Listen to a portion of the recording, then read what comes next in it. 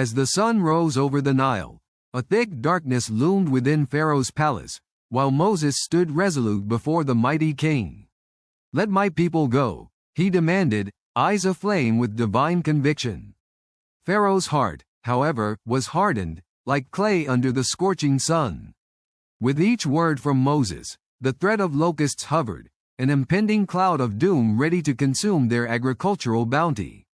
The very grain that fed Egypt was now at stake, as God unleashed a swarm to engulf the land, stripping it bare and leaving nothing but despair.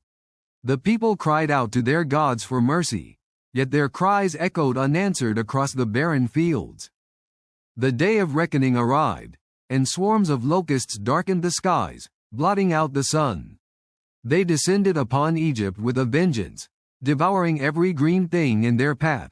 The lush fields became wastelands, crops turned to dust.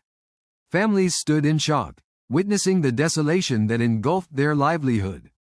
Joy turned to anguish in every home as children watched their parents weep, and hope withered along with their harvests. "Have the gods abandoned us?"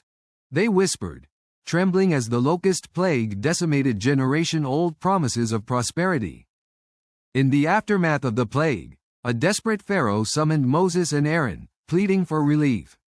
Yet, even as Moses interceded on behalf of his suffering people, Pharaoh's pride blocked the path to redemption.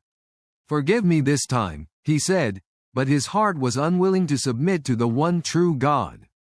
With heavy hearts, the elders of Israel held faith that, through all this suffering, God was orchestrating their deliverance.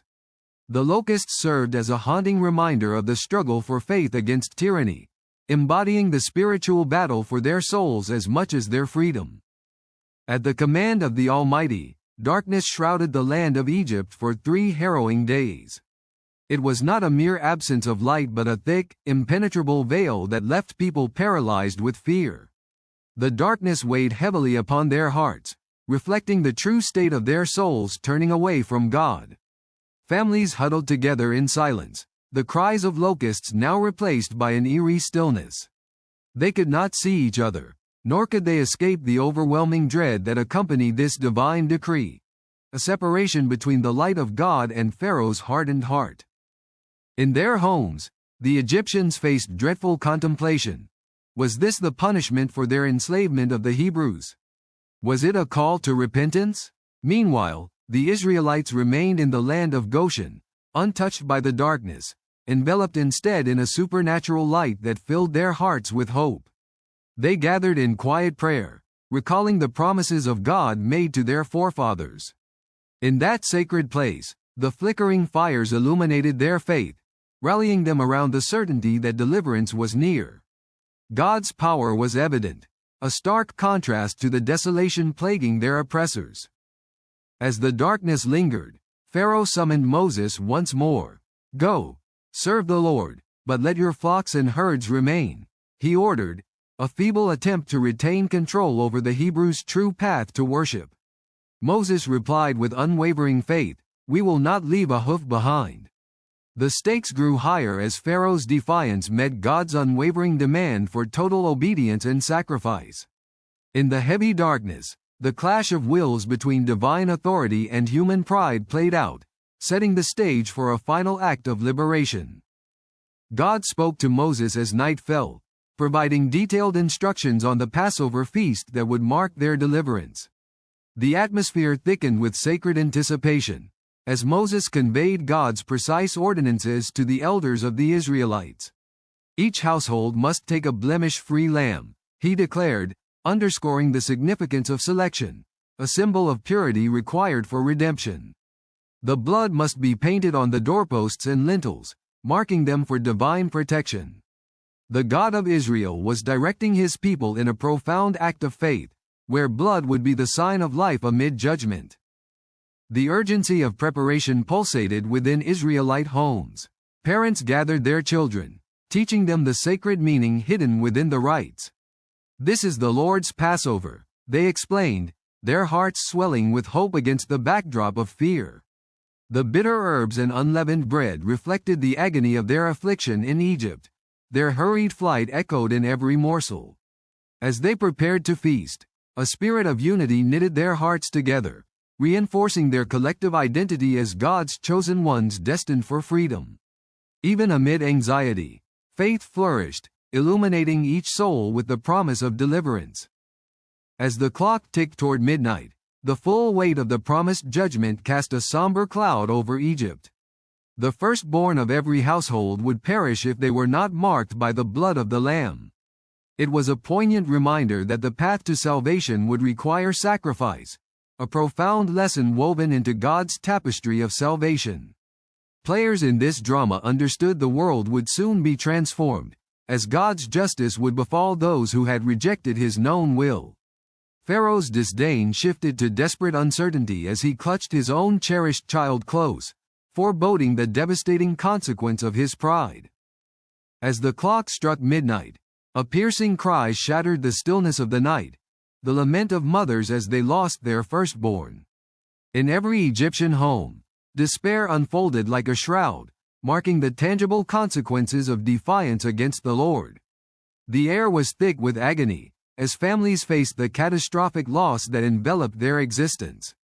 The contrast could not be starker. Those marked by the blood of the Lamb celebrated the assurance of salvation, while their captors bore the weight of unyielding pride. A new understanding doused the air, confirming that surrender to God leads to life, while rebellion results in death. Pharaoh's heart, once hardened, now quaked with horror. The cries of sorrow echoed long into the night, a direct response to his unwavering rebellion. With staggering humility, he summoned Moses and Aaron, begging them to depart and take the Israelites with them. The bitter price had been paid for the refusal to recognize God's sovereignty, yet even then, the irony lay in Pharaoh's demand for obedience as he relinquished control. The Israelites, empowered by divine vindication, felt a tide of emotion surge through them: fear, liberation, joy, a mix of gratitude and awe at what God had orchestrated through their suffering. With urgency pulsing in their veins, the Israelites gathered their belongings, each step forward filled with the promise of liberty. Moses led them out of the land of bondage, and the finality of their departure reminded them of the sacred covenant made by God, one not merely for survival but for transformation. Under the moonlight, the atmosphere thrummed with exultation, for they were no longer slaves but a people reborn into freedom. This historic exodus would forever dismantle despair, embodying the unwavering faithfulness of God and the hope of salvation for generations yet to come.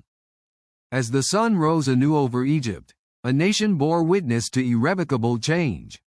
The Israelites, now free, would carry forward the memory of their deliverance through the sacred observance of Passover. This event would transform into an enduring ritual, passed from generation to generation, imbuing Israel with a sense of identity rooted in faith and redemption.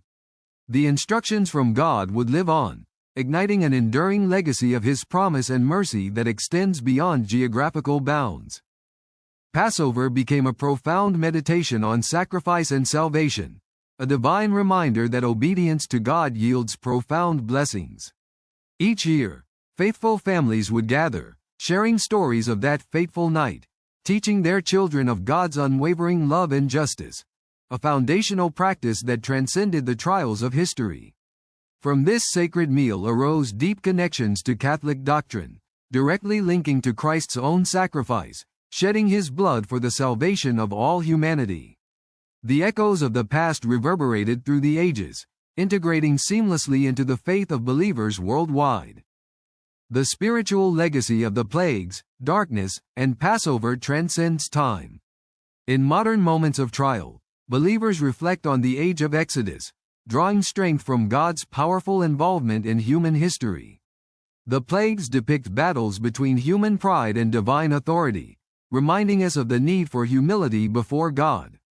In the enduring call of the Passover remains an eternal truth: God delivers those who trust in Him, offering hope amidst darkness and despair. Today, believers gather at the table of the Lord, partaking in a new covenant established through Christ, a continuation of the divine story of liberation and love, everlasting.